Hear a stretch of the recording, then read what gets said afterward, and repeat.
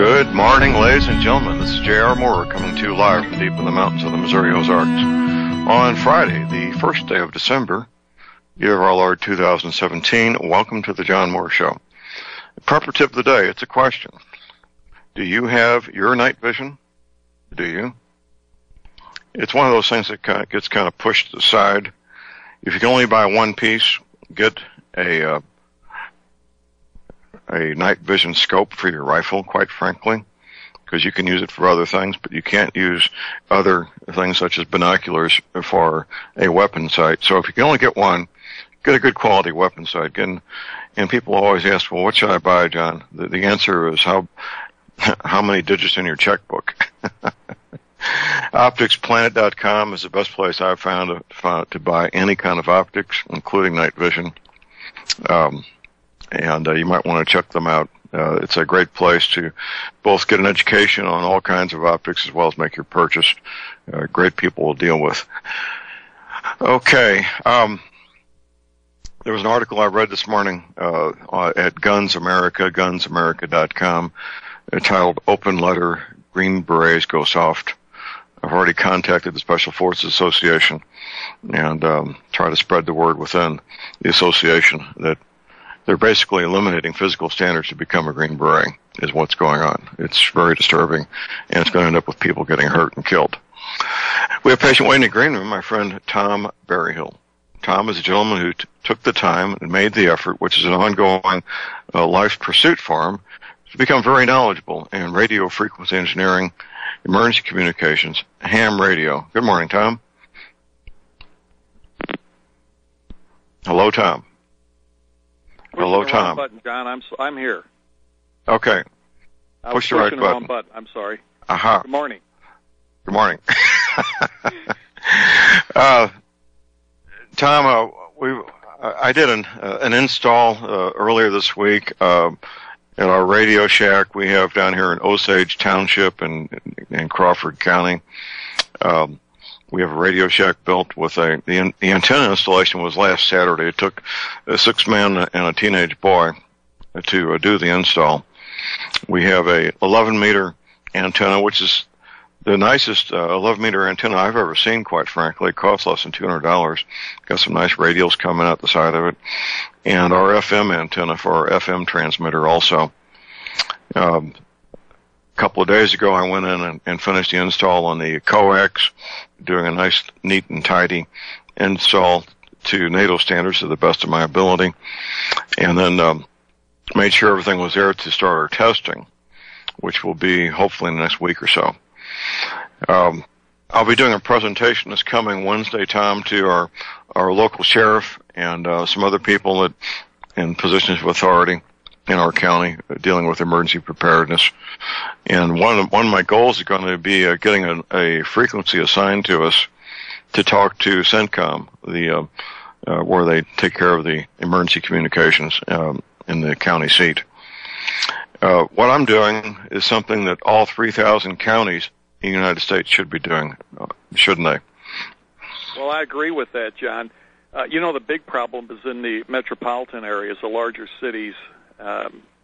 They really don't want to have any outside influence on what they're doing, so it would be difficult in most cases to do anything with them. But out here in these rural areas, they're quite open to any kind of a system as you are working with, and I think anybody in a rural area would have quite a bit of success. And, the cities, they'll just have to fend for themselves, I guess. Right. Well, it's a different lifestyle out here in these remote areas. I routinely go for literally months at a time without hearing any kind of emergency equipment going past, a siren of any kind for fire, paramedics, or police, either one. So when they do go by, it gets people's attention, and we always wonder what's going on. Is there a fire? Somebody have a heart attack? Has there been something else going on? But you're right. Law enforcement out here, as well, all first responders, not just law enforcement, police, fire, and paramedics, they all regard us as part of the community. And anything that helps is welcomed. And you're also right when it comes to these metropolitan areas. The first responders are very insular and not even considering help from private citizens to do their duty. It's just not even on their map to even be looked at, is it, Tom? That's right. Well, you remember, John, way back 20-plus years ago, I know you interface with a lot of law enforcement, and they were pretty resistant as far as the communication side of things goes. So you probably experienced some of that yourself. But in these rural areas, I've actually worked on some of the police radios around here. A friend of mine was a town marshal a couple of towns over, and I worked on his equipment several times to help him out, and they were very appreciative of that. It's hard for them sometimes to find help, and then if anybody comes forward like yourself with the project you're working on in your area, I think they're usually not only impressed, but they're amazed that somebody's actually gone forward with something like that. Did you experience that? Were they impressed? I would think they are. Oh, yes, absolutely. What we're doing in Osage Township will become a model for the rest of the county. The primary focus initially is going to be on the incorporated areas because that's where the most of the people live. There's basically 4 incorporated areas in Crawford County. And then of course, they're not going to leave out the rural areas, but the primary focus is going to be where it should be, which is where all the people are, to make sure that communications get up to speed. I should mention also, Tom, that all of our equipment, the radios, the power supplies, are all kept inside Faraday bags, which are kept inside a Faraday box. So we got double protection to try to protect everything from EMP, which I regard as a clear and present danger. This threat has been known for decades. Going back to the 1960s when the first primitive electronic devices were being affected by nuclear testing. And we were all giving notice along the way by various media sources, some more open than others. Most recently, the remake of Red Dawn, where there was an EMP attack on the United States, basically shutting down everything. Same thing happened in the film, the TV series Jericho, EMP attack there as well. So we've been getting all these red flags waving in front of our face for decades.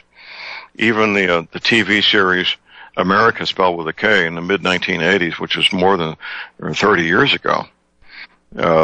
It wasn't well known publicly, but how the Russians conquered America in the TV series America was an EMP attack. And I only found that out myself by reading the prologue to the book that was the basis for the TV miniseries, which was hugely popular, by the way. There was a massive, tens of millions of Americans watched that TV miniseries titled America, which is available, by the way, on my website. The YouTube version is available on my website for people to watch.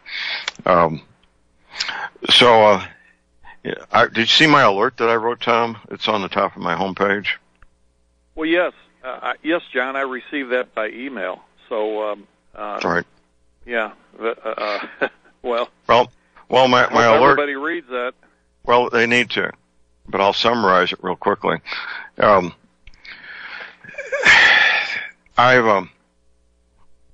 thought that up until it's been about 2 months ago, that the failure of the officials in Washington, D.C. to implement the recommendations of the EMP Commission was just inadvertent, another example of the dysfunction of the swamp up there, where things simply don't happen that should happen. I thought it was all inadvertent and nothing else.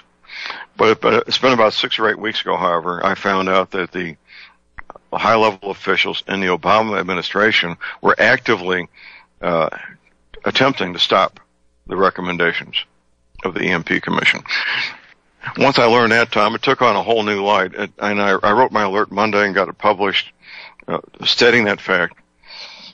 I don't believe there's more than one choice as to why Obama officials would actively try to stop protecting our national power grid.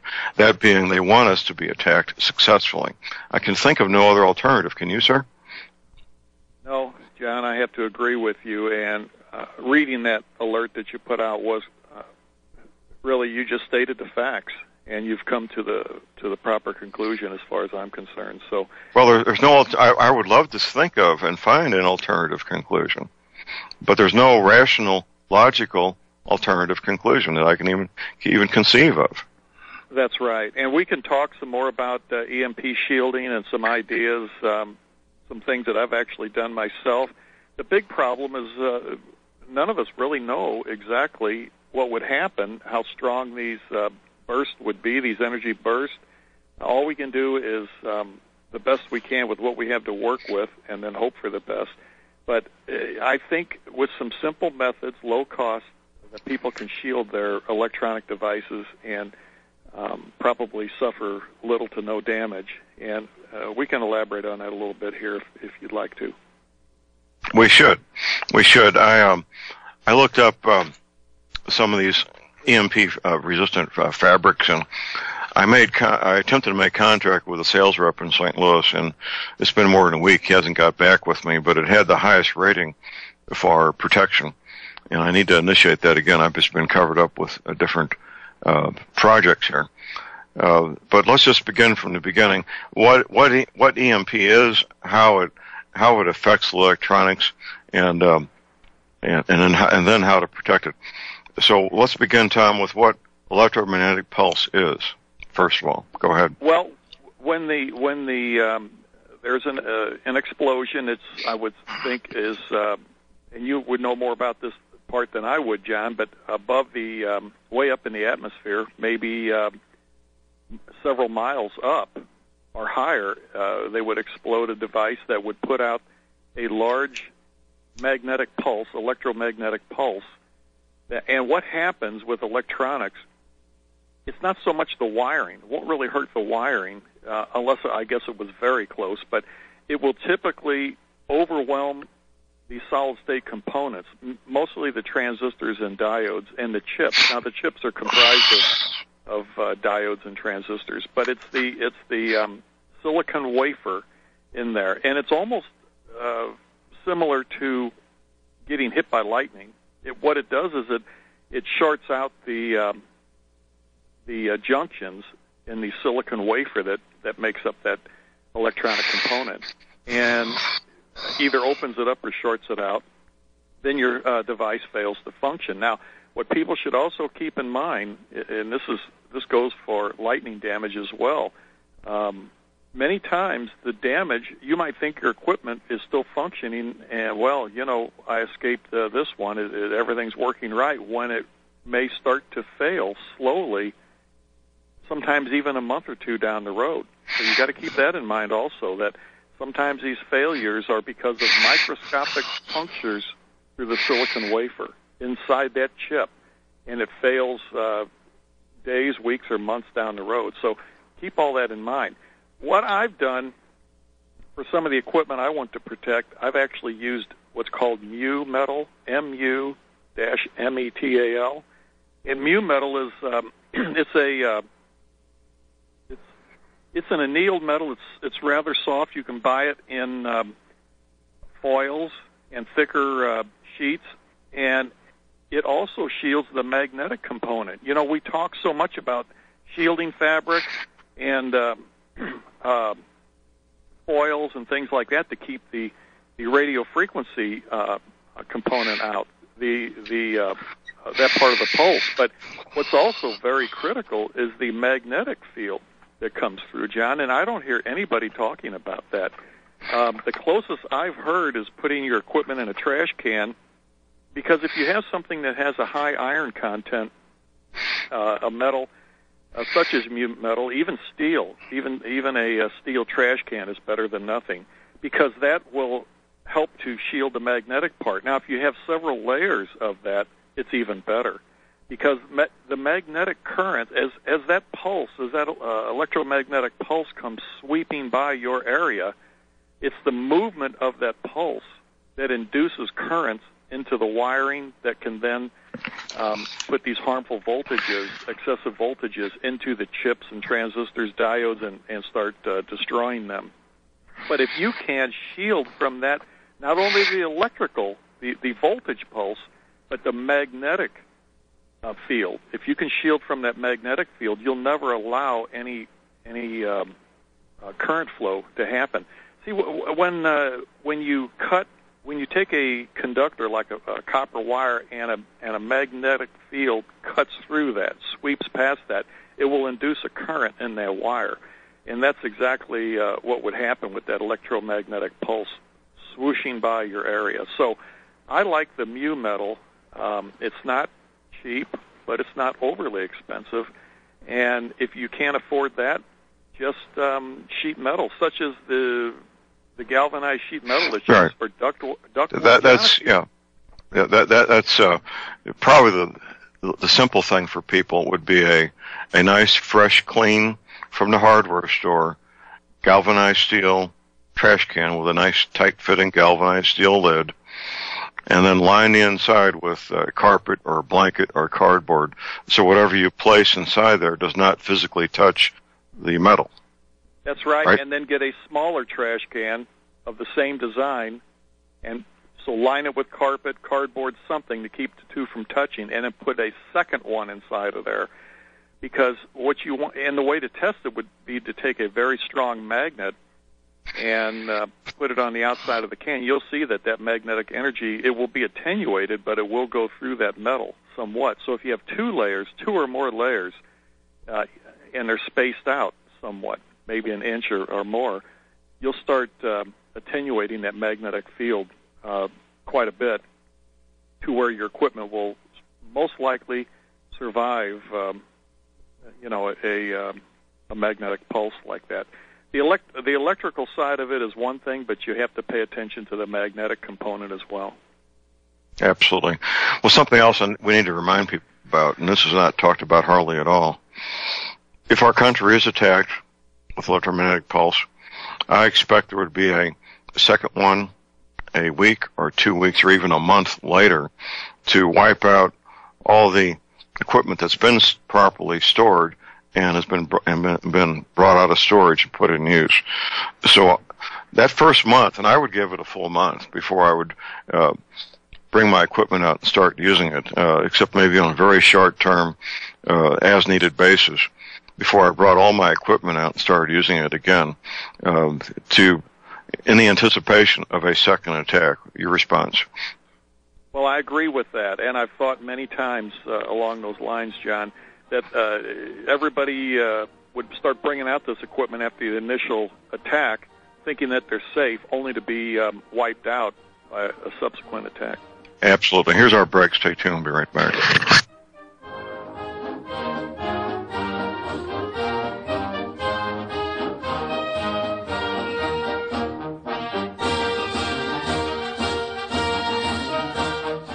Ladies and gentlemen, J.R. Moore here. It's taken 3 years before I could offer the intershelter domes for sale.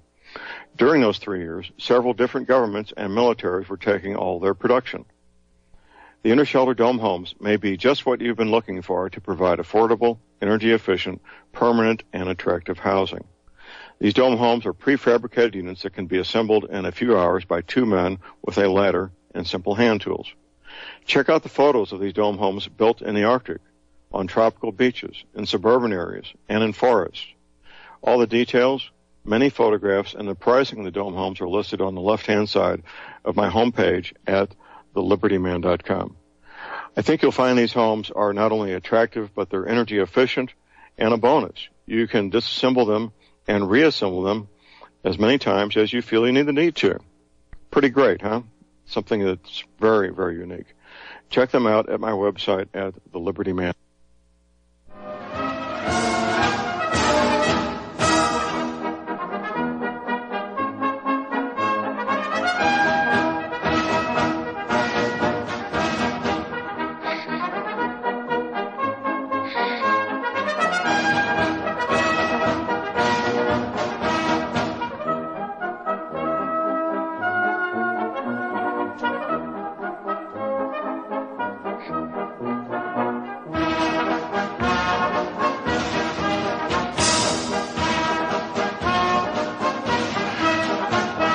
We are back, ladies and gentlemen, we're back. Happy Hour More here on Friday, the first day of December. It will be 2018 in just 4 months. How about that? Building the Tom Berryhill, we're talking about emergency communications. If you've got a question or comment, give us a call at 800-313-9443. Well, protecting your equipment is not optional, is it, Tom? No, it's not, and I think everybody should start giving this some great consideration right now, not later. Later may be too late. John, I have some ham radio equipment here that I keep available at all times, but it's all tube equipment. It's older equipment made by the R.L. Drake Company in Ohio.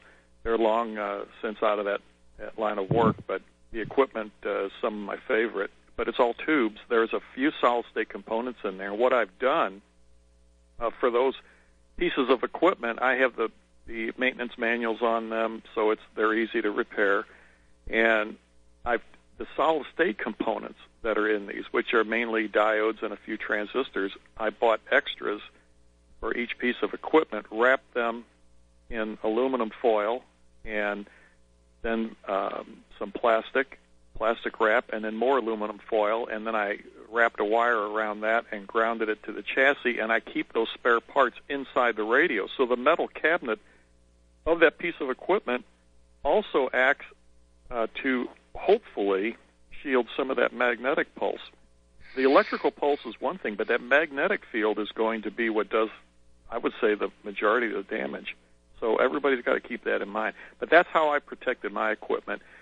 In the event we did have an outage like that and my equipment failed to operate, I would hope that those solid-state components could be repaired, replaced, and the radios repaired pretty quickly, and I'd be back in operation. The solid-state equipment I do keep in metal containers that are 2 layers thick, and then shielding cloth over the top of that. Okay. Well, the shielding cloth is something relatively new to my awareness, and it comes in varying degrees of ability to shield. And I'll say you have an automobile that you want to protect from EMP, and you got what shielding cloth would you use, and how would you use it? Well, the cloth I have is basically a very thin felt, random matte felt, and it's about 20 thousandths of an inch thick, approximately, maybe a little bit less than that. It's very strong. You can't really tear it. You have to work pretty hard to tear it. But it's coated with electroless copper, and then on top of that, it's coated with electroless nickel. So it's very, very conductive.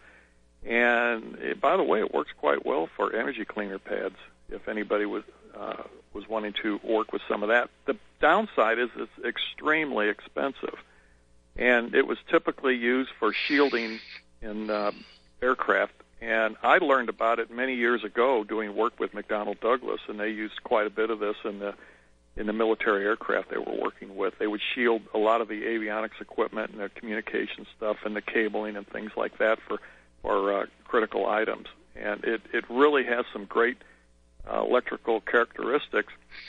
The downside, again, is the expense, and a magnetic field will go through it. So you can use that type of fabric, but you also have to shield for that magnetic field. And that's where mu metal comes in. And people that are interested in this should go online and do a little bit of research on mu metal, because you do need to shield that magnetic component.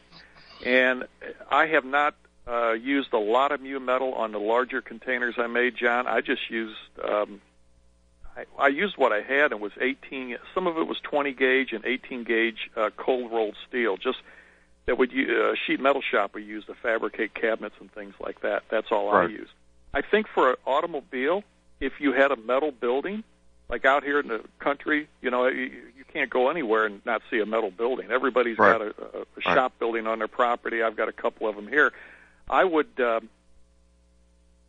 perhaps put the vehicle in a metal building like that, and then wrap it or cover it with the shielding cloth and ground that shielding cloth, but also have that building as a layer of protection, hopefully against the magnetic component of that pulse from the explosion. So now the shielding cloth, would it physically touch the car? Or would it have to be a standoff with something that was non-conductive? I really think that it's probably best to keep it from touching the car, and a simple way to do that is get one of these inexpensive plastic tarps. You can get them at almost any store. I think Walmart even has them, and just maybe drape one of those over the car and then put the shielding cloth over that. And John, a simple way, if you can't a painter's tarp. Just a painter's tarp. Yeah, that would work easy. Here's our break. Call number is 800-313-9443.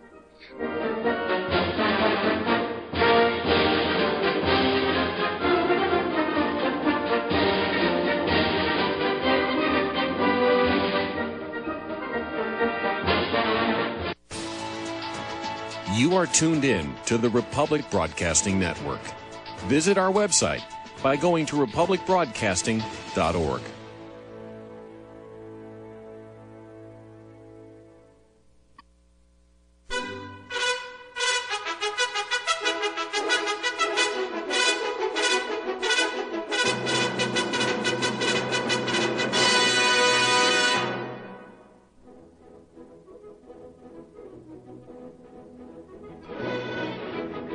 All right, we are back, ladies and gentlemen. We're back. J.R. Moore here on Friday, the 1st day of December.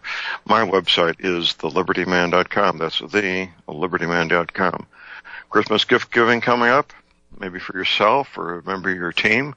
Check out John's survival and tactical gear at my website. There's a couple hundred different things there. If I was going to have a yard sale, you'd see many of those things in my yard sale. Also, my website, of course, are energy cleaners. We just had our drawing yesterday and our energy cleaner promotion to help Republic Broadcasting get a little bit of funding. And I've made contact, or attempted contact so far with Diane in Mesa, Arizona. And I've sent her an email this morning letting her know that her postcard was drawn. The energy cleaner is a healing device. I had a lengthy conversation with a woman yesterday dealing with some issues, some pain-related issues, and she was just happy as could be to hear about the energy cleaner and what it does. If you have pain from arthritis, joint pain, or back pain, you need an energy cleaner. Not getting a great night's sleep, you also need an energy cleaner. Don't procrastinate. Just go ahead and pick up the phone. Call my 800 number. You can get your energy cleaner and your mattress pad just by making one phone call. That's 800-592-9543. I say again, 800-592-9543. Talking to Tom Berryhill, we're talking about emergency communications and ways to protect your equipment from EMP. If you've got a question or comment, give us a call at 800-313-9443. Tom, getting back to the metal building, I would encourage people, if they had a metal building, to put metal screen wire over the windows. Make sure that the metal screen wire is also connected to the metal building to make sure that none of that pulse gets through the windows. What do you think? Well, I agree with that. It would be best if that screen wire was steel, a very fine mesh, maybe plated steel, so it wouldn't rust, or painted. But that would actually be better than aluminum screen wire, because aluminum really would not help much with the magnetic component of that blast, and that's what you want to protect. How about copper? No, screen? because you want a ferrous. You want a ferrous metal, steel, iron, okay. Yeah, and copper, okay. aluminum, zinc. Those things are not. They're quite conductive, and they're good for the electrical side of it, the electrostatic side of it. But they won't help much with the magnetic component of that pulse. And I really think, John, that the magnetic part is going to cause the most damage if we have anything like that happen. Well, the thing that comes to mind would be a 1/8 inch hardware cloth would probably be the ticket. Well, that would help. Yeah, that would work good, and that's going to be steel. and that's good. It's galvanized steel, and it's very tough stuff, and maybe even quarter inch. Would quarter inch be too big? No, not at all. I mean, the real fine mesh would be fine, but I would put 2 layers of it. Have one layer, space it out a little bit, and another layer. Connect these to the metal building. You know, a lot of these shop buildings will be constructed with the metal on the outside, and then a lot of people will finish them off. They'll insulate them and then finish the inside with metal again. There's your 2 layers, and that helps quite a bit. So if you have a building like that has outside and inside metal finishing, that's great. And cover the windows like you suggested, John. I think they would be well protected. If there's a vehicle in there that you want to protect, you want to go the next step, you could definitely cover it with a tarp, a plastic tarp. Even a canvas tarp would work. Right. You just you don't want the shielding fabric to touch the actual metal on the car. So although there's not much metal on these cars anymore. Well, there's still the roof. The roof of all these cars is steel. So All right. So you cover it up, and you know a way to do this on a tight budget is to perhaps cover the car up with the tarp and then cover that with multiple layers. Just buy the largest rolls of aluminum foil and stretch it out and just drape that aluminum foil crisscrossing over the top of that car until you have it all covered, and then maybe put another tarp over that to hold it in place. You could go around and maybe stitch that all together to keep it intact. Right. And there would be your shielding cover. That would be a lot less expensive than the shielding cloth. That stuff is incredibly expensive. So if you can get your hands on some, I was fortunate to find a large roll of it, brand new roll on eBay. But that's the only time I've seen a roll, and I look all the time. And it's the only time I saw a full roll of that fabric in years. So right. I believe it was around $1,800 a roll, and it would be 100 yards. It's approximately 300 feet. Okay. Yeah, 300 feet by 54 inches wide, and that was about $1,800, and that was maybe 12, 13 years ago. And I'm sure the price has increased since then. Well, obviously it has. And that would be a pretty pricey stuff, to say the least. And of course, the plan you described about using aluminum foil meant for kitchen use would it would be difficult to do that and have something that you could put on the car and take off and put back on, because that stuff is so delicate and difficult to deal with. If it was it is, and that's why I say you'd almost have to sandwich it between 2 tarps, and maybe even use carpet tape or something to hold it all together. It's possible to do that. It would not. It would get you some protection on a tight budget. Not too many people are going to buy the shielding cloth due to the expense, and there's really not a lot of options for products like that. It's either that expensive shielding cloth or do it with the foil. Right. Well, you're right. Out here in the Ozarks, many of these homes have a metal building that could be used to store a vehicle in it. And, that would be something that could be done. And people need to look at that. They really do. Yeah, and John, a lot of people will say, well, what about gaps? Of course, you mentioned the windows. You can easily cover the windows. That's not a problem. You could almost just take some wood strips and attach this hardware cloth that you mentioned to the wood strips, and just make custom sizes that are inserts, and just put those over the windows. Slide them right in that window opening. That would not be a huge project to do, and that would offer some shielding there. There's a lot of gaps in these buildings. You'll see air gaps around. Not all of them are totally enclosed. They'll have air gaps around where the roof line comes into the side walls and all that. I don't really think that's a huge problem because the bulk of the area will be covered by that metal covering on the building, and that will really take most of the magnetic field and allow the currents to produce voltages in that, and of course then that's all grounded, and it would just draw that electrical field that would be generated there away from whatever you have stored in that building. So I think that would be a lot safer than having it in a frame-built house that has no metal at all. Now, Tom, my impression is that this energy is strictly line of sight, and am I wrong in believing it can't go around corners? Well, John, I don't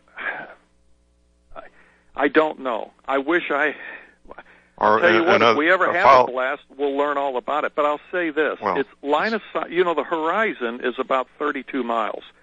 So because of the curvature of the Earth.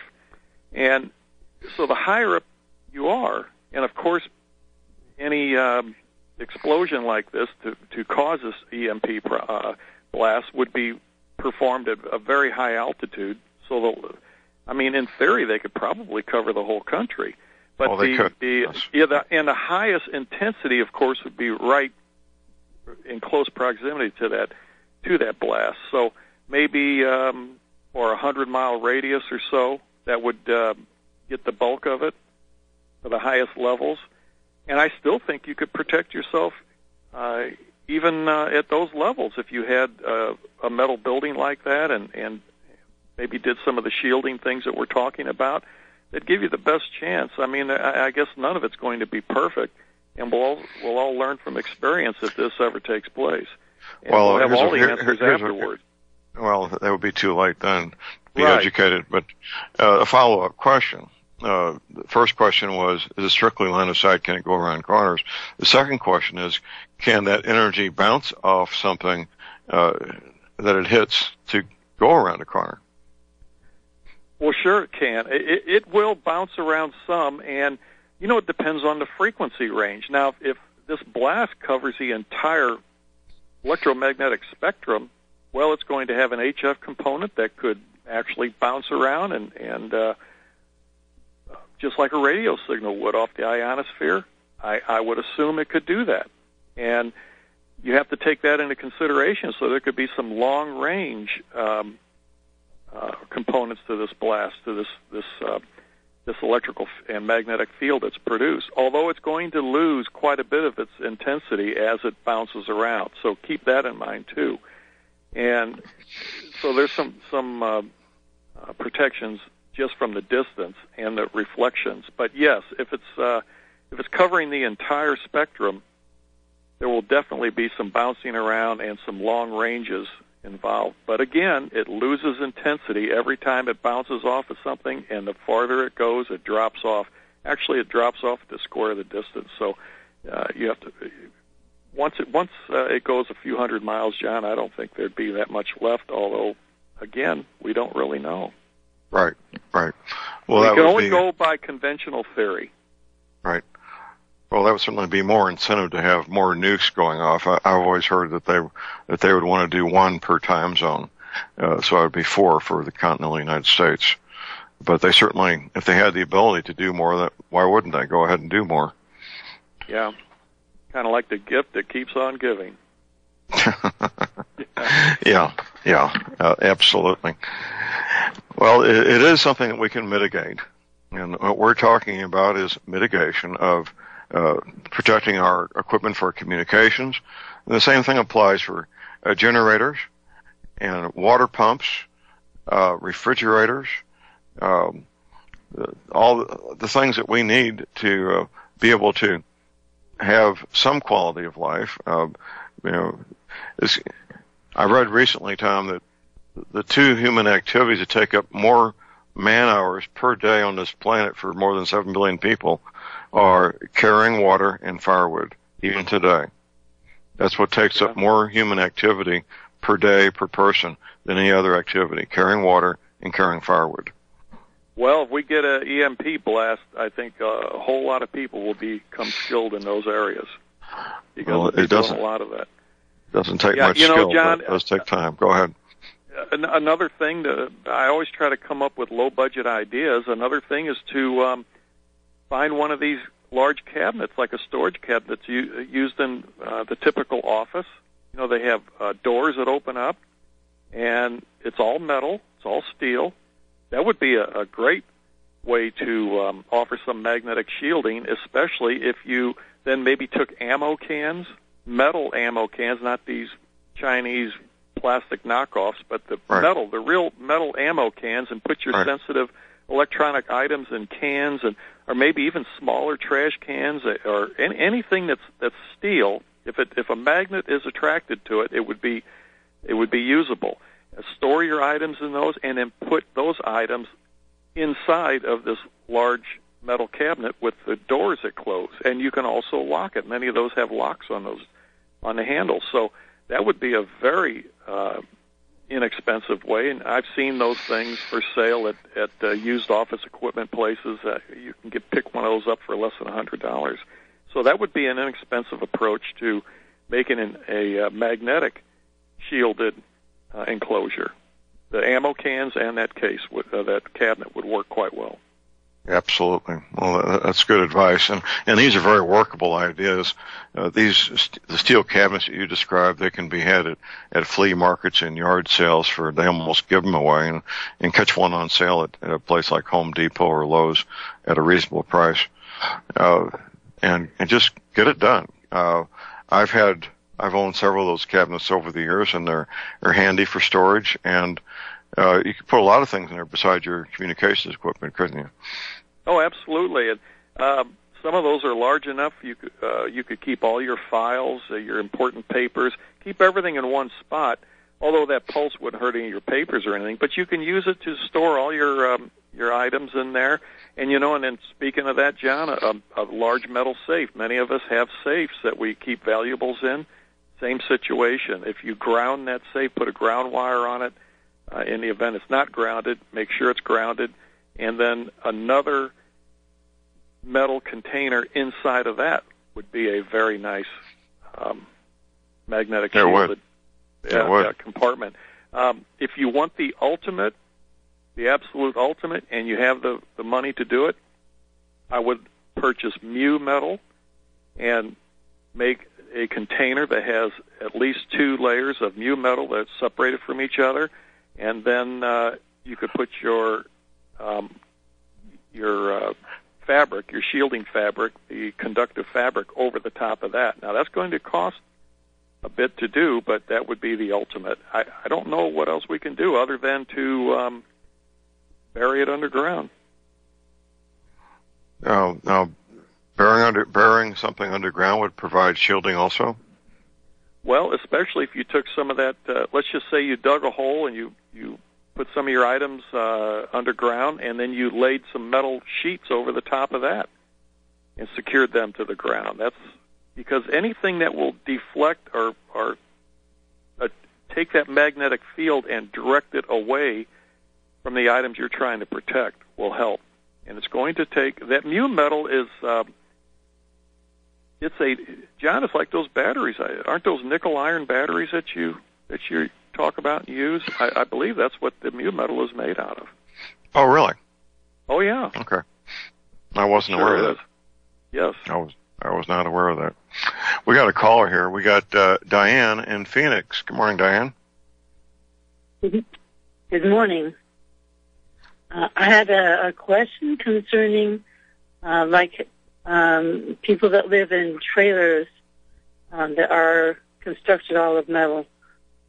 Are they somewhat enclosed for EMPs, or do they have to cover the windows with other than the screens, like a hardware cloth or something? Okay. Tom, it's a great question. Go ahead, sir. That is a great question, and a mobile home is constructed just like the metal buildings we're talking about, and in many ways even better because they don't have any gaps. Many of these metal buildings have a lot of gaps in the construction because they're made to cover farm implements and tractors and things. They don't worry too much about every little nook and cranny being covered, and many times birds and bugs get in there. But even that would be good enough. So a trailer type of home would be totally enclosed and would be really a good shield from that magnetic energy, as long as it's steel. Some of them have aluminum siding, and that will not work. Right. Hold on. We'll talk about this when we get back from the break. Stay tuned, everybody.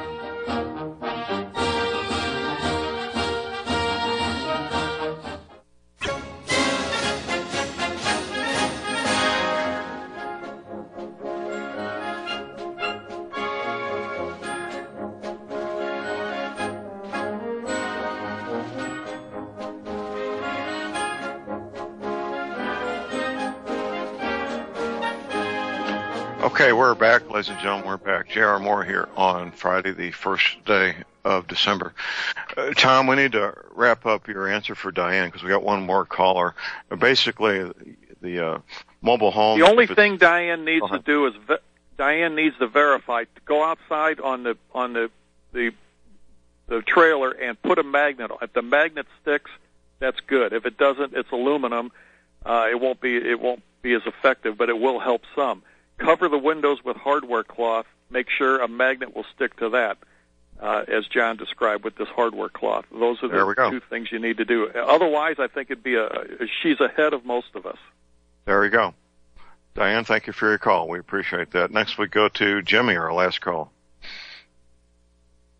Good morning, John. Hopefully before my phone dies. We had a friend of ours here that was a retiree from White Sands Missile Range. And in his garage, regular wooden garage, he had a number of old refrigerators and freezers that were grounded, and he would put sensitive stuff inside in ammo cans. What do you think of that, Tom? I think what you just described, Jimmy, is the low-dollar approach to exactly what we've been talking about. That would be just like what I described with a steel office cabinet with the doors that close, and put your items in steel ammo cans and put them inside. There's your 2 layers of magnetic protection, and if you really want to protect it even more, drape shielding, that conductive shielding cloth over the top of that. But actually, I really think that if somebody just did what you're talking about, a cabinet, an old refrigerator, as long as they're steel. If you want it to be steel, check the thing all over with a magnet, and if the magnet sticks all over the place, and they usually do in refrigerators, everybody's got refrigerator magnets, that's a perfect application for an old used refrigerator. And thanks, Jimmy. I've got a couple of them here I've been wanting to get rid of. I think I'll keep them. Thank you, sir. Have a good one. Take care, John. Okay. Thank you. Well, I guess I got to send Jimmy... John, should I send Jimmy a check for his assistance? Well, he would appreciate that, I'm sure. Yeah. Well, that's a good idea, an old refrigerator. That's an excellent idea. Right. We have several here on our property that would be put to that use and probably will be put to that use.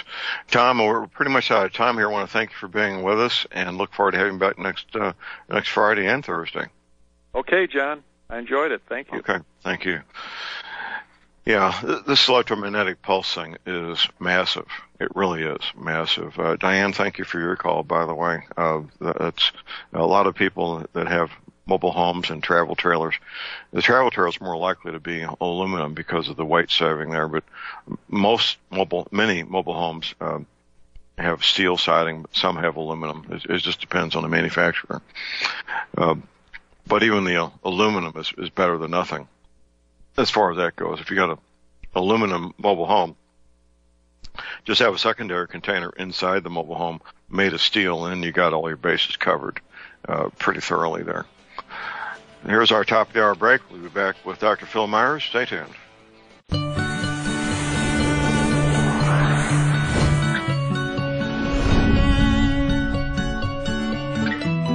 All right, we're back, ladies and gentlemen. J.R. Moore here on Friday, the first day of December. Prepper tip of the day. It's a question. Do you have your night vision? Do you? If you don't, I encourage you to get it. What you get depends on your budget. Some night vision is better than no night vision at all. Even the entry-level equipment that costs $200 or $300 is better than nothing at all. So go to Optics Planet and do your homework. And if you can only afford one piece of night vision, get a weapon sight because you can use it for other things. But a pair of binoculars or a monocular can't be used for a weapon sight. That's your prepper tip of the day. We have a patient waiting in the green room, my friend Dr. Phil Myers, D.C. Dr. Myers is a chiropractic physician living and working in my hometown, St. Louis, Missouri. There's an easy way to get started with Dr. Myers and gain access to the expertise that he brings to the table. Just call his office. That office telephone number is 314-878-6868 and make that first private consultation appointment. Good morning, Doctor. Dr. Myers. Oh, yeah, sorry. I thought you were still introducing. How you doing? Fantastic. I look forward to seeing you here in a couple of hours for my monthly appointment and enjoying a beautiful fall day. How about yourself, sir? Same here. It's absolutely stunning. And working on hydration, and electrolytes. The winter season is here, and it is time to make sure that stuff is up and up. Well, we'll make that our health tip of the day then. Hydration is not optional. I've noticed I feel better if I focus more on hydration. And a quick hint here, everybody. By the time you start to feel thirsty, you're already dehydrated, right, Doctor? Oh, yeah. So some of the telltale signs is a little foggy brain, and some people get a headache, lethargicness. You just don't feel like you have that pep in your step. Then you know that the dehydration effect is coming down onto you. So making sure that you're getting hydrated. And one of the biggest misnomers about hydration is people think that, if I'm drinking just water per se, that I'm hydrating. Well, not necessarily. First things first is you should be drinking at least 64 ounces of water per day. So if you're not at a 64-ounce number, then you're definitely below the standard recommended daily allowance. That's half a gallon. That's half a gallon. That's half a gallon. Right. That's half a gallon. And honestly, people drink these 32-ounce big gulps all the time like that. So, that's and then it's crazy. But the thing is, we're drinking this amount of liquid on most occasions, and so it's really important to get that in high-quality H2O. And what I mean by high-quality H2O is you want the molecular structure of the water molecules themselves to actually be accessible to your cells to hydrate. Most people think that just because I drank water, that's enough and that's going to get me hydrated. But if it's of a low-quality H2O source, your cells aren't going to get the hydration they need.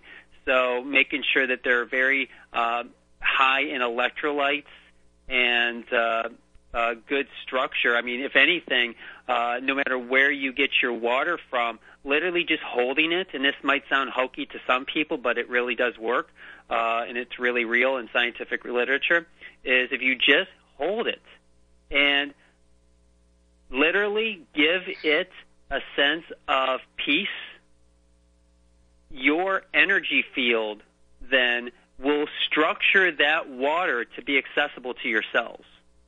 Just as simple as that.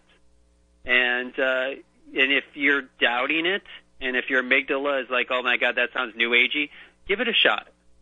Right. Like literally, do it and see what happens. And that's one thing I love about skeptics is skeptics are skeptic until they decide not to be one. And the only way a skeptic decides not to be one is to actually do the work instead of saying, oh, that doesn't work, that's not going to work, that's hokey, and not do it. Then, of course, you're always going to be a skeptic because you then never know. And then it doesn't matter how much research is out there. The phrase is, well, I can find research for anything that's going to go against anything else. And that is true. You can find anything anywhere. I mean, the Internet's full of it. Exactly. Literally. well, Doctor, let's say there's people listening to us, and they decide at the end of our program they're going to seek out a good source of water. You referred to a good source of water. Describe to people where a good source of water would be. Well, for example, what I do is I get a nice reverse osmosis water from my local grocery store. I have in large barrels.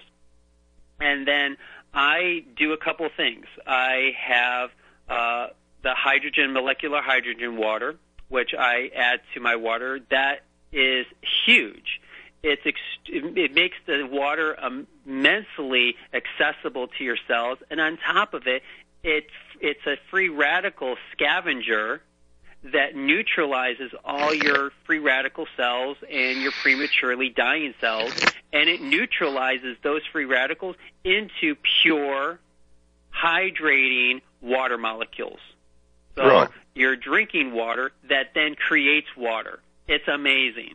So I utilize molecular hydrogen water all the time, and so that's one thing. Another one that I utilize here is Quinton, Quintin, marine plasma waters. These marine plasma waters come out of an area by the French Atlantic area of the ocean, and at the certain depth, there's a huge amount of plankton way at the bottom of the crust of the ocean.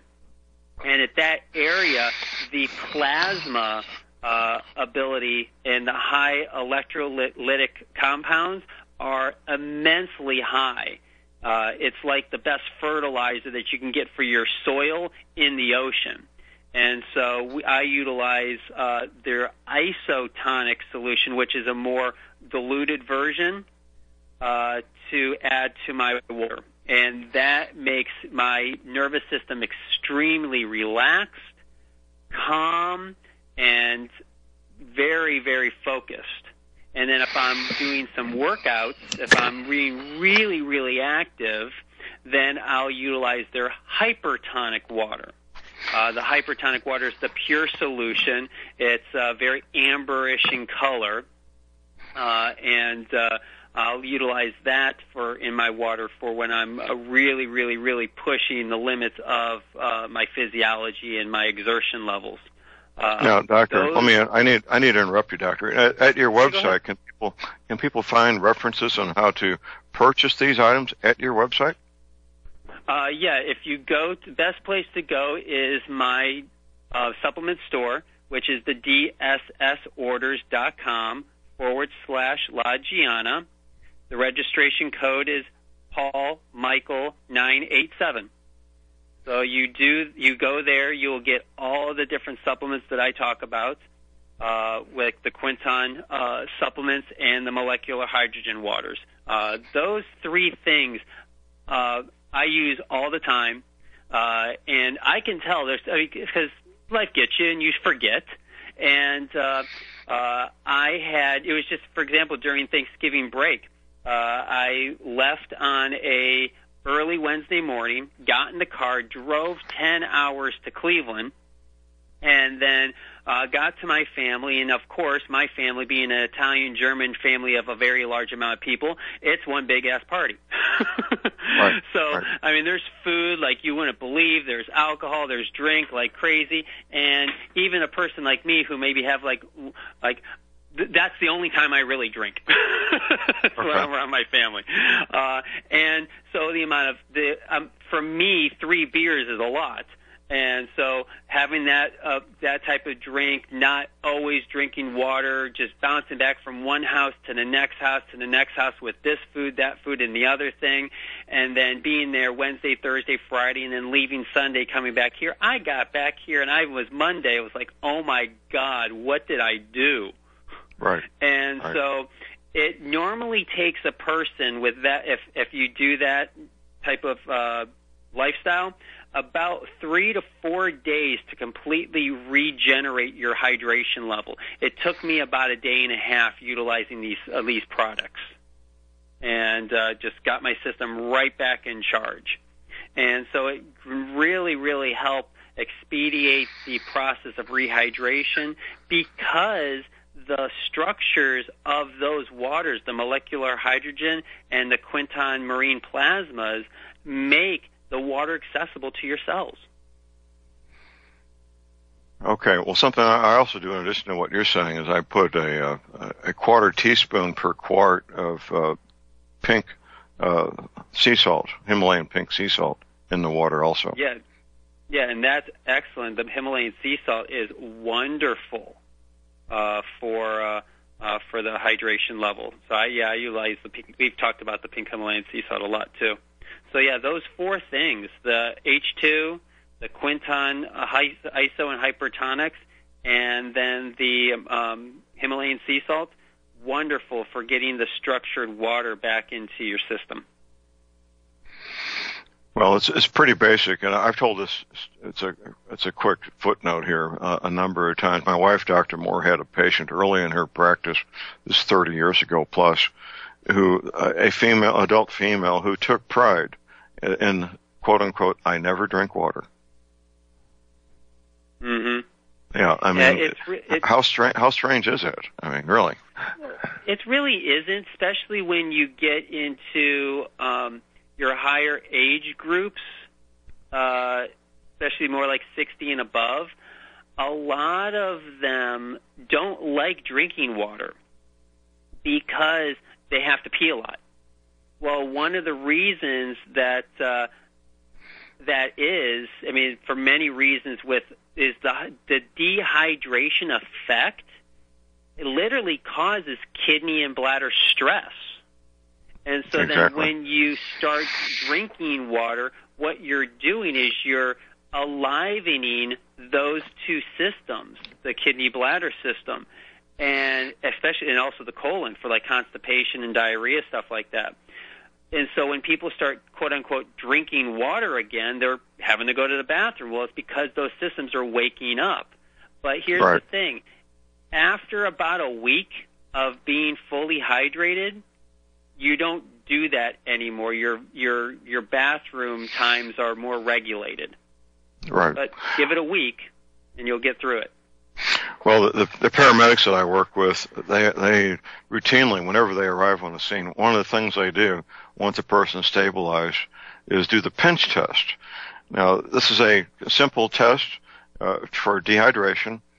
The paramedic takes the hand of the person and the back of the hand, and they pinch the skin together and then release it.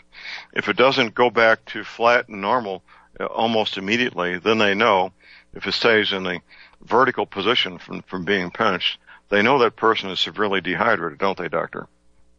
Oh, extremely. Yeah, that's one of the tests that I do is when I'm working with my clients here with the kinesiology work, is I'll pinch the skin and actually get the electrical signal as well as the visual signal. And I can always tell when my clients are dehydrated by just pinching their skin and seeing the electrical signal drop. And when the electrical signal drops when you pinch the skin, your body's on the verge of becoming dehydrated, even though the symptoms might not show up yet. So yeah, the pinch test is awesome. I love the pinch test. It's simple. It doesn't cost anything, and anybody can do it. Yeah. So, yeah, hydration, especially now during the winter time. We think more of summer is like, oh, I need to hydrate. But we never think about the winter months, especially for us, those that are in the winter seasons geographically, is the winter seasons. It's very dry, and it's very damp and dry. Damp and dry is dreadful for creating dehydration effects. I think sometimes even worse than the summer. Summer has its issues, but wintertime, we really forget to dehydrate because of that damp and dry air and our skin gets drier. So we really start noticing. So like during the winter months, really keeping the hydration really in check. It should be main priority. One of the things that is easy to do is make sure you drink a good amount of water before bed. Now, I understand the whole bathroom thing, so work on that. But definitely start drinking water before you go to bed, because then at nighttime your body loses water. It's utilizing its regenerative properties, and it uses a lot of water during that sleep cycle. And so then when you wake up, make sure that your first thing you do is drink a bottle of water. I mean, a 16-ounce thing of water, first thing. I recognize when I forget that, and I'm waking up at 5 o'clock in the morning, if I don't do that, if I wake up and I'm in a rush and I'm absent-minded about it, it can go by 8, 9 o'clock before I've drank anything, and I have already been treating a bunch of people by then, and by 9 o'clock I'm like, oh, God, I'm behind. And I can feel it, because I can feel what my body does when it's lacking that hydration effect. So, and I'm hypersensitive. So not a lot of people are hypersensitive. People are very lacking in their awareness of their senses. So the more you can keep the schedule while you're building your awareness, the best. And as you start building up your awareness, the schedule isn't so cutthroat, but still is a thing that you want to maintain. Right. Here's our break. Call number is 800-313-9443.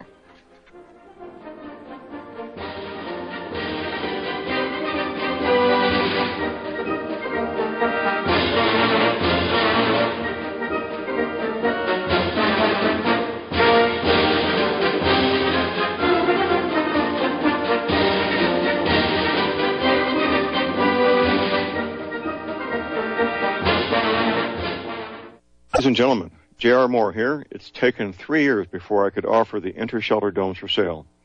During those 3 years, several different governments and militaries were taking all their production. The inter-shelter dome homes may be just what you've been looking for to provide affordable, energy-efficient, permanent, and attractive housing. These dome homes are prefabricated units that can be assembled in a few hours by 2 men with a ladder and simple hand tools. Check out the photos of these dome homes built in the Arctic, on tropical beaches, in suburban areas, and in forests. All the details, many photographs, and the pricing of the dome homes are listed on the left-hand side of my homepage at thelibertyman.com. I think you'll find these homes are not only attractive, but they're energy efficient, and a bonus. You can disassemble them and reassemble them as many times as you feel you need to. Pretty great, huh? Something that's very, very unique.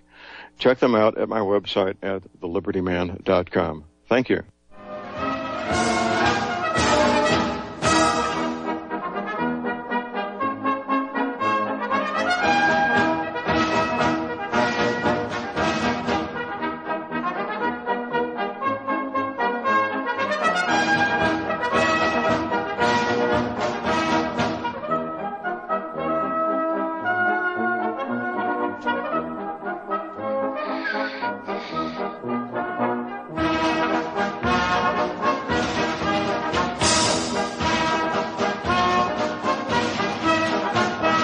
All right, we are back, ladies and gentlemen. We're back. J.R. Moore here on Friday, the first day of December, visiting with Dr. Phil Myers.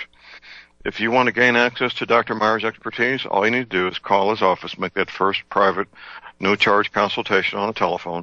Office telephone number is 314-878-6868. Hey, Doctor, we got a caller to hold here. We got Joe in Indiana. Good morning, Joe. Hi, good morning, John, and good morning, Dr. Myers. I'll be as quick as I can. Good morning. A couple of points. I love the idea with the Himalayan pink salt. I've turned a lot of people onto that. Well, while you were on the subject, I just want to get an idea. I buy it from Costco with the twist. You know, you could grind your own from the rock. You know, the rocks, the little pieces of rock. But how many twists or about how much? Now, I'll give you an idea how much water I drink. I have these 32-ounce mason jars, and I drink I usually wake up about 4:30 in the morning, drink a full one of those, and then before I have my coffee, I usually drink another one. So through the course of the day, I drink 3. That's my average. And because I get dehydrated, I sleep with a CPAP machine, and boy, that really dehydrates you. And I do a lot of running. In fact, I'm on the running trails right now with my dog. So 3 jars. About how much should I be putting into those jars? I'm just curious. So, John, what did you do again? Oh, 1/4 teaspoon per quart. Okay, so 1/4 teaspoon. I also have one of the other callers had mentioned, and I bought it, this ancient salt, Redmond's, I believe it's called. And I have some of that too, and that's supposed to have a lot of minerals. Because I realize the minerals and the electrolytes are the most important. Now, just remember, our bodies aren't used to these things. So one of the biggest things that people do wrong is they get this amazing product. They're like, oh my God, and they just go all gangbusters. Like, oh, if a little's good, a lot must be really good, right? Well, you got to go slow.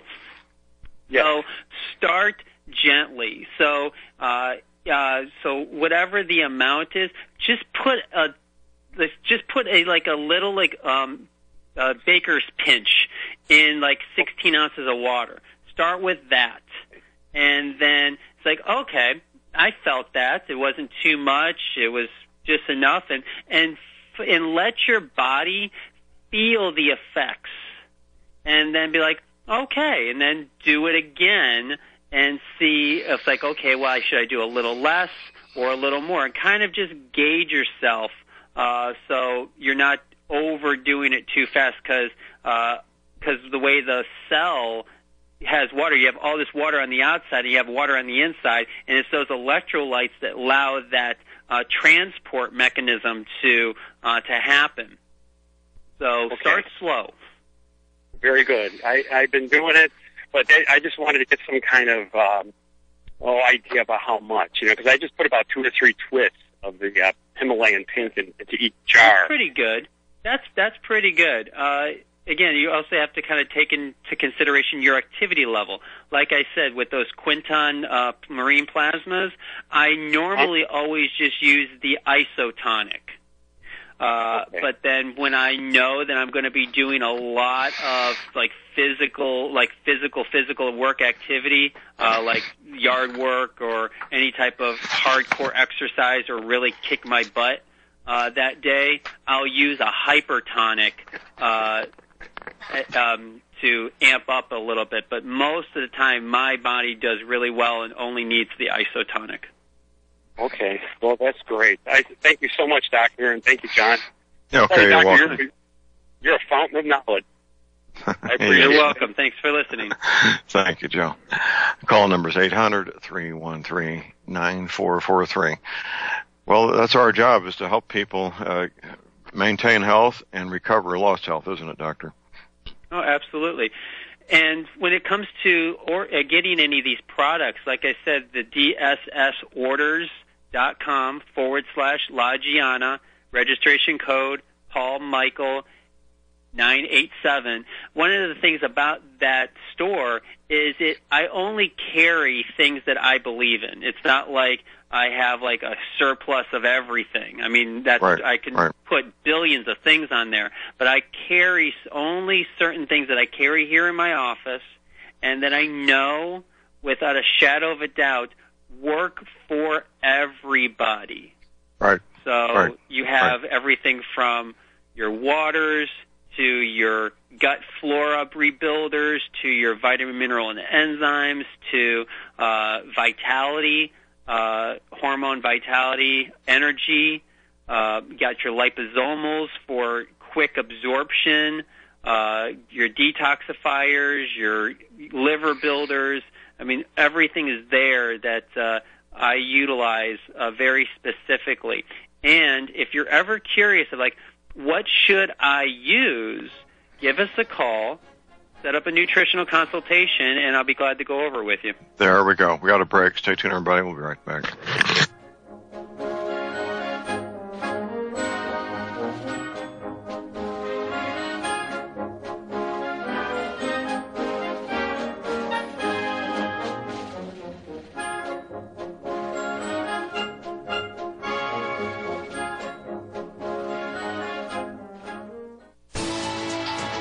You are tuned in to the Republic Broadcasting Network.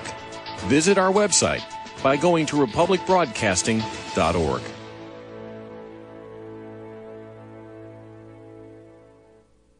Ladies and gentlemen, J.R. Moore here. We're continuing our energy cleaner promotion, which began August of 2016. In this promotion, you get to buy an energy cleaner, $70 off retail, and a mattress pad, 10% off retail. $200 of the purchase price of the energy cleaner goes to Republic Broadcasting. This is a great way to help get energy cleaners out to people who need them and have some financial issues to deal with. And, of course, a great way to support Republic Broadcasting. Here's what you do. Send in a postcard. My address is John Moore, P.O. Box 201, Davidsville, Missouri. We pick a postcard every 2 weeks. If your postcard is drawn, you get the chance to buy the energy cleaner, $70 off retail, and 10% off the mattress pads.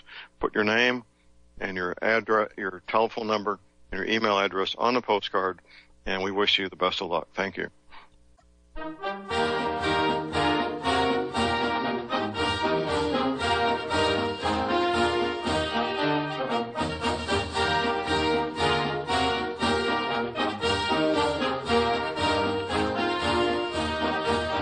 Okay, we are back, ladies and gentlemen.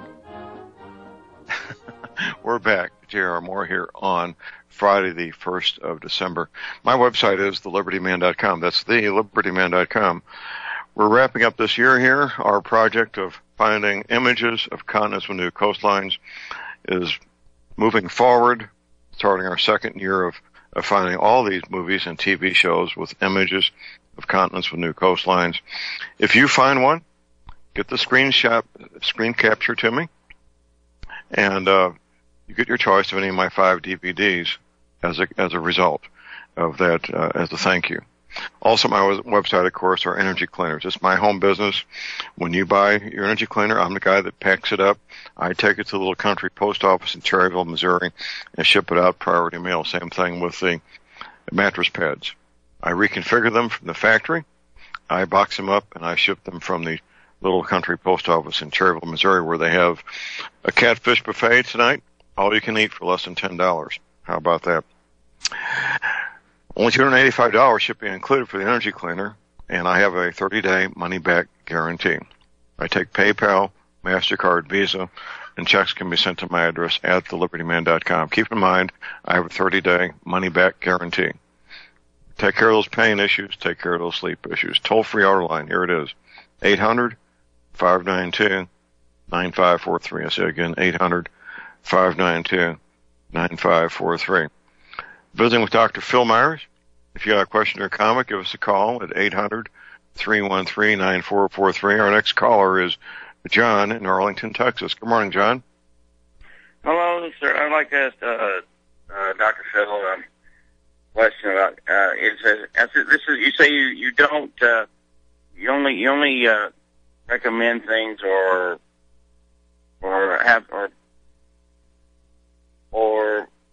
you only recommend things that you actually know for certain that work for everybody. Let's see. Do you have any opinion about the products espoused by Dr. Joel Waylock, like his 90 mineral supplements? No, not his stuff specifically. No, but please send me some information on it. I'd be glad to look at it. Okay, it just has 90. He's a pusher of He's a big pusher of raw mineral supplements. Mm-hmm. Yeah, the purer the stuff is, the most of the time they're really, really good. But yeah, one of the things I like to do is, like I said, I get a lot of really amazing products here in my office that people bring to me, And one of the things that I do is I energetically test them. So it's not about, for me, what's in a product, but also how it works energetically for the body and the cells and the mind. And if it passes that test for me, then it becomes a product line that I support. But like I said, there's a lot of great products, and literally they're really, really good. They just don't energetically test very well for the majority of people, and so I just don't carry them. Not that they're not good products. They're just products that that haven't, quote unquote, got an A+ in the way I look at things. The thing, what his thing he does is that he started out as a veterinarian, and he was, treating animal illnesses with the with these nutritional supplements, and later he went after he became disillusioned with with standard Western medicine. He tried to become a doctor, and then he became disillusioned with it, and he found out that the supplements and the techniques he was using with the animals seemed to work pretty good with humans as well. Mm-hmm. Well, and here's the thing, and this is just an observation, but most people, and animals included, when they switch from an allopathic type of mindset and treatment protocol to a vitalistic approach of balance, vitality, and coherence, oh my God, it's that itself is transformative. Mm-hmm. But I would love to know more about the product. So yeah, please email me at lagianaspa.com. That's LAGIANNASPA.com. Okay. He's also got a lot of YouTube stuff. Could I send a link to that as well? Absolutely. Okay. All right, John. Thank you for the call. Well, thank you very much, John. The call number is 800-313-9443. There's certainly a lot out there, isn't there, Doctor? Oh, and that's the beauty. That's what I love about our society, is there is so much out there. But when being so much out there, you have to utilize discernment. And discernment is the most important thing that you utilize. And like I said, I have clients that bring me some great products. I mean, really, really good. And for the thing is, it works for them really well. And so what I do when people bring me like their product brands is I see, okay, how can I help your system get the most beneficial out of your products? And so then eventually, and like you and I know, is the body should be able to do all this by itself. Eventually, it will have its own energy surplus of these things.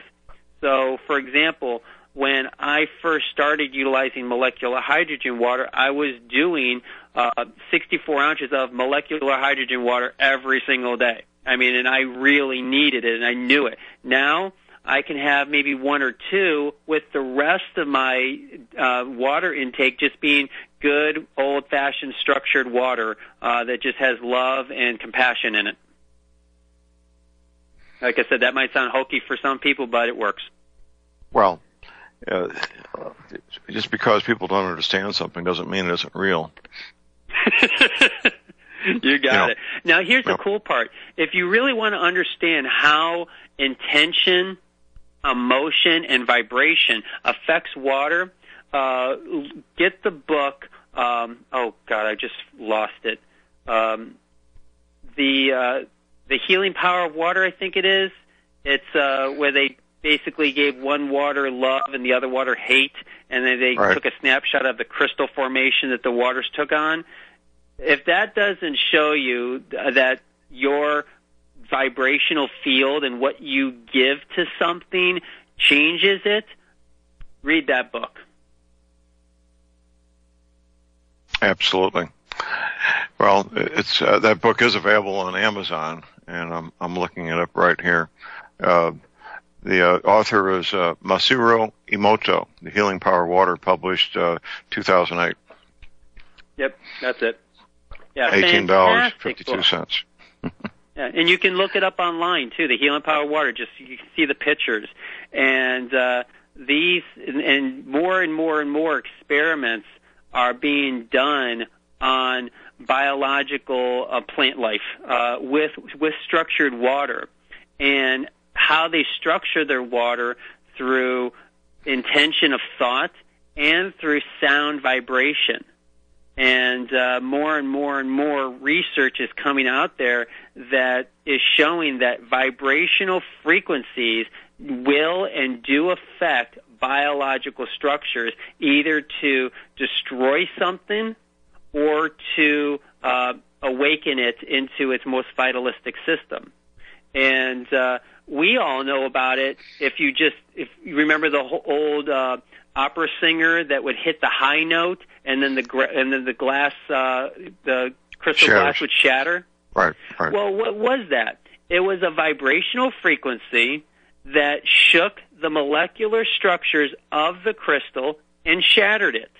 Well, we all know, so we know it, and we know also that certain vibrational frequencies and Hertz vibrational frequencies will affect the structure of water and different materials. And the more our system is structured in that water structure to be what we call coherent or communicative in a dynamic and vitalistic way, then all the rest of your cells, which are surrounded in that water and are made up of that water, will then take on the structure of that vibrational frequency and become alive in that field of energy just by the mere fact of being in the field itself. It's amazing. The amount of stuff that's coming out there now is unbelievable. And, we all heard the phrase, the doctors of the future will give no medicine, but will educate their patients on nutritional diet and exercise. Well, that was from Edison. But the real man that changed our entire world was Tesla. And Tesla said the same thing, but he said vibration, tone, and frequency. Because he knew what it really was about. And if he hadn't been censored, we'd be going through wormholes right now and traveling beyond galaxies. But unfortunately, that didn't happen. But we're coming back into the era of Tesla education and Tesla knowledge of the ancient world, and we're really starting to see that vibration, tone, and frequency is the medicine of the future. And watch it. It's going to change your world. The next 5-10 years, it's going to revolutionize healthcare and everything else, because our healthcare system in the mechanistic model of allopathy does not work, has not worked, never will work, and is collapsing. It's the Titanic is sinking, my man. Get off the boat now. Absolutely. I could not agree more, Doctor. Well, it's an exciting time to be alive, and we're past due for the allopathic paradigm to sink to the bottom of the ocean. It took charge about 1912, and it's been a disaster ever since, hasn't it, Doctor? It really has. And the thing is, if you hear me, I'm a doctor of chiropractic. But if I was a medical doctor saying these things about the medical community, it'd be less irritating, because I would be considered part of the group. Right. But you have an outsider looking into somebody saying, dude, you guys really got to change your model, because it's really collapsing. You got to stop imposing it on everybody else. And so you can say the same thing about me, imposing my views on everything else. But when you start looking at for example, just the mere placebo effect of itself, being higher than some of the pharmaceutical drugs that are out there. The placebo drug, which was basically a sugar pill, beat the actual drug itself. Come on. What's the placebo group? It's all about vibration, tone, and frequency, about the beliefs from the belief structure and the energy field of the patient themselves doing the healing, not the pharmacological medication. And so you know that it's vibration, tone, and frequency. And so the higher vibration, the higher tone, and the higher frequencies at a healing tone, specifically the 432 hertz vibrational field of the Fibonacci sequence, now you're talking. But that's been hidden, that's been suppressed, and not available for many, many, many, many years. But thankfully to the Internet and our ability to communicate this immense knowledge across oceans instantaneously to other people, the knowledge is becoming very, very, very ingrained in people's minds of millions of people instead of just hundreds. Well, it's accessible. I'm trained in the classic sense of going to a brick and mortar library and doing research in the classical sense we've done for centuries. Now, thanks to the Internet, I can basically do the same thing sitting here in front of a computer screen in a very remote area. And that's unprecedented in human history to have this kind of access with this kind of ease. Oh, yeah. If you really want to start, I get it, YouTube is awesome, and I get it that Facebook with everybody's feeds is good accessibility, but if you really want to do some good research, go to PubMed, PubMed.com. That's where all of these amazing literature research pages are. Go to my Facebook page, Phil Myers at Facebook. C'est la vie is my little picture. So you'll always know it's me. And I post immense stuff on healing, frequency, vibration, and tone, the new age of science, and the awakening mind, meditation and exercises and things like that. So like me on Facebook, follow me. You'll get tremendous amount of data and information all the time, not just every week on John's show. So there's tons of stuff out there, but if you really want to do some good old-fashioned recon, go to PubMed.com. Well, isn't it PubMed.gov, Doctor? I think you're right. PubMed.gov, yeah. Yep. PubMed.gov. We have my regular Tuesday guest. He makes reference to PubMed.gov pretty much every show, and there's literally tens of thousands of scientific papers there that you can that are cross-referenced, and you can pretty good get to where your goal pretty quickly because they have an excellent catalog and cross-reference, don't they? Oh yeah, and if you look up anything and you see NCBI, that's PubMed.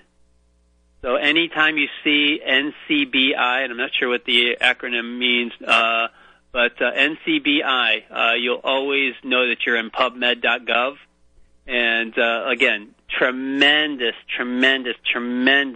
catalog of resources for great literature.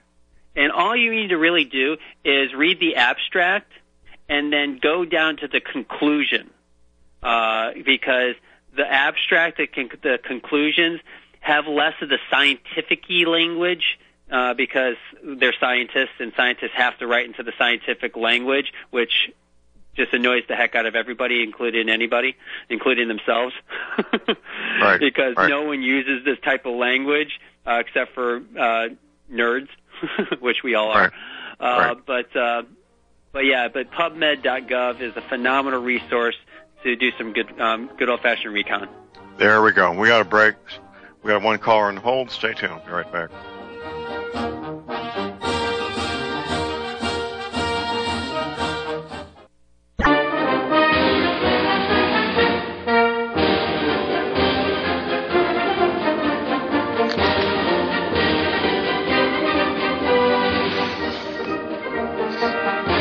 All right, we are back, ladies and gentlemen. We're back. J.R. Moore here on Friday, the 1st of December, visiting with Dr. Phil Myers. Yes, you also can get started, just like myself.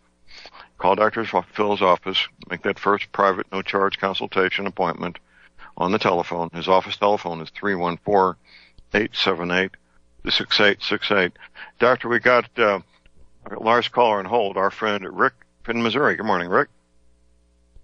Good morning. Good morning, John. Good morning, Doc. Hey, I just had one thing to say, and with respect to water and crystallization, I saw something somewhere where they showed these people had done research on the crystallization of tears, and they had different kinds of tears. They had tears Isn't of that sorrow, a great tears piece of of research?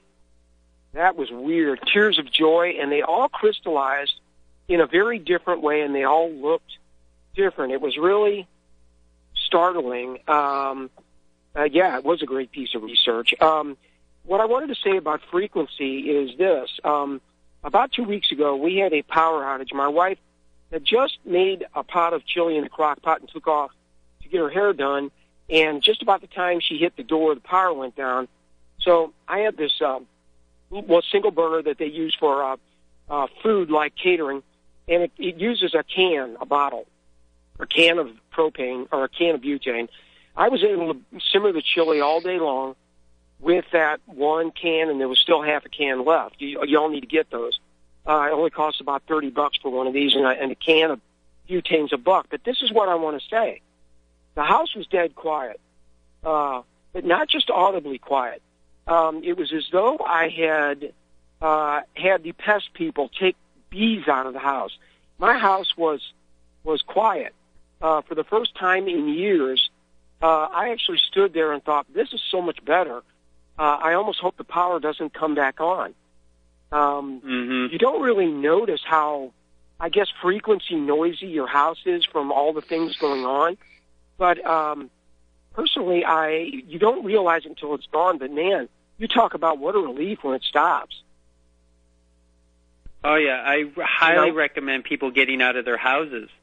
We're so stuck in our rooms, our buildings that are just this one big, huge energy vortex of computers, of Wi-Fi, of electricity, of everything.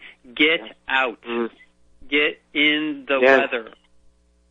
Yeah, absolutely. Yeah, it's you don't realize you're being pummeled until it stops. It's very interesting. Well, anyway, great show. This is a lot of fun today, guys. I appreciate it. Thanks for calling, Rick. Thank you. Well, Doctor, this hour just flew by, and we're pretty much out of time. Any final comments before we wrap it up, sir? No, we're good, but just, work on hydration. Check out my website, the DSSorders.com/La Gianna, registration code Paul Michael 987, and then if you have any questions on concerns on what you're thinking you needed, give us a call, set up your nutritional consultation, and I'll go over some stuff with you and help you out. All right. Thank you, Doctor. Appreciate it. Welcome. See you next week. All right, next week. That's it for the day. That's it for the week. Get your medical supplies, your energy cleaner, your essential oils now while you can, your firearms and ammunition. Never, ever give up your guns. Please do have a fun, safe, and productive day and weekend. See you all Monday morning, and God bless America.